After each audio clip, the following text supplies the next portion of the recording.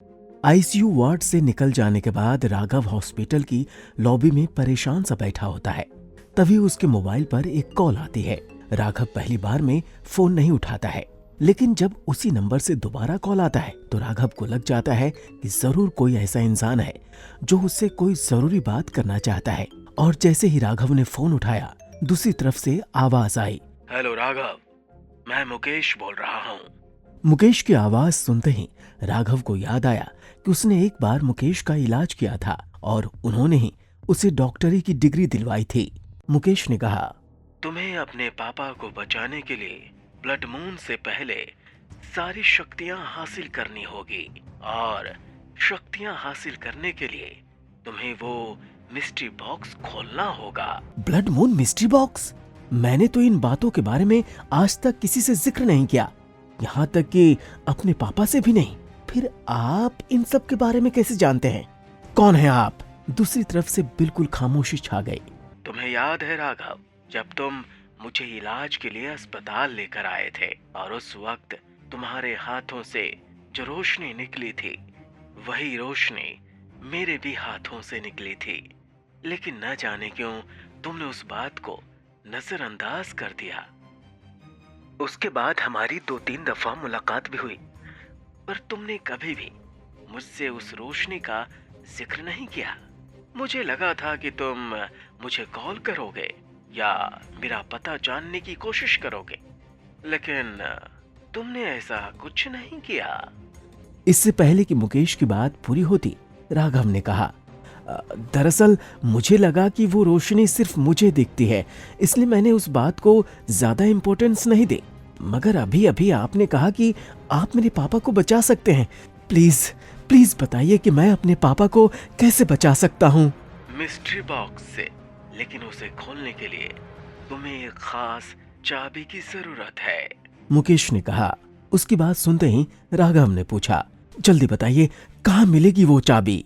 इस पर मुकेश ने एक बार फिर से रहस्यमय अंदाज में कहा, अगर किसी की जान बचाने में तुमने खुद को नुकसान पहुंचाया है तो वो इंसान होगा तुम्हारी मिस्ट्री बॉक्स की चाबी।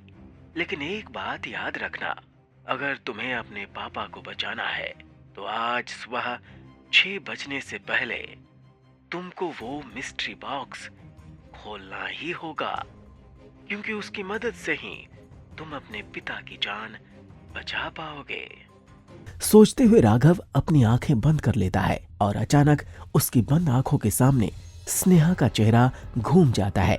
एक झटके में राघव अपनी आंखें खोलकर अपने आप से कहता है, अच्छा तो उस मिस्ट्री बॉक्स की चाबी स्नेहा है, क्योंकि उसके अलावा किसी और को बचाने में मुझे कोई नुकसान नहीं हुआ, जबकि स्नेहा को बचाने में मैं ट्रक से टकरा गया था।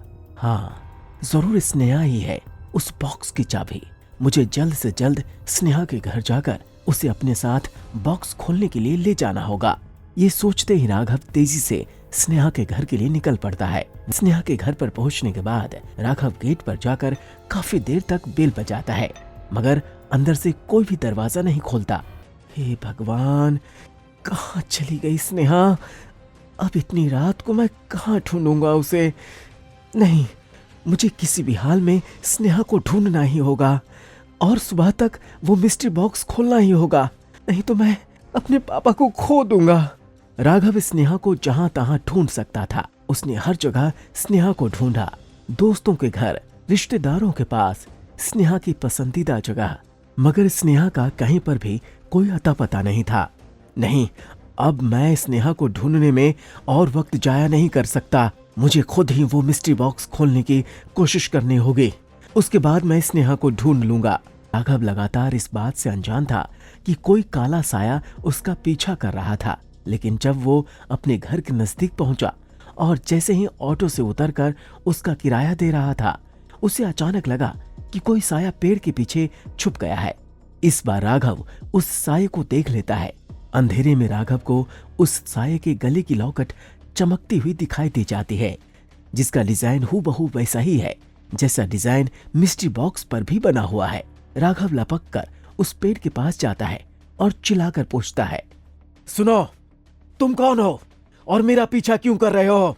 सामने आकर बात करो। वक्त बर्बाद मत करो।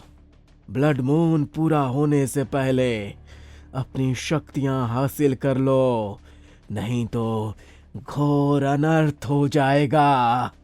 तुम्हें किसी भी हालत में आज अपनी शक्तियां पूरी तरह से जागृत करनी होगी। उस साये की बात सुनकर राघव उसका पीछा करने की कोशिश करता है, मगर उसके थोड़े नजदीक जाते ही वो साया अचानक कहीं गायब हो जाता है। राघव जैसे ही अपने घर के नजदीक पहुंचता है, उसकी नजर एक पुलिस जीप पर पड़ती है और उसके बगल में गीता की गाड़ी खड़ी थी। असल में गीता पुलिस इंस्पेक्टर नितिन शर्मा के साथ राघव को पकड़ने के लिए वहां पहुंची ही थी। राघव को आते हुए देखकर गीता ने ड्रामा क्रिएट करते हुए कहा, इंस्पेक्टर साहब, इसने ही मेरी बेटी को किडनैप किया है और फिर खुद ही उसे ढूंढने का ढोंग कर रहा है। तुरंत ही राघव ने अपनी सफाई में इंस्पेक्टर शर्मा से कहा, देखिए, आपको कोई गलतफहमी हुई है। मुझे खुद मालूम नहीं कि स्नेहा कहाँ है, बल्कि मेरा खुद ही उससे मिलना बहुत जरूरी है और मैं उसे किडनैप क्यों करूंगा। सुपर जमाई के सारे एपिसोड्स को सुनने के लिए डिस्क्रिप्शन में दी गई लिंक से डाउनलोड कीजिए पॉकेट FM।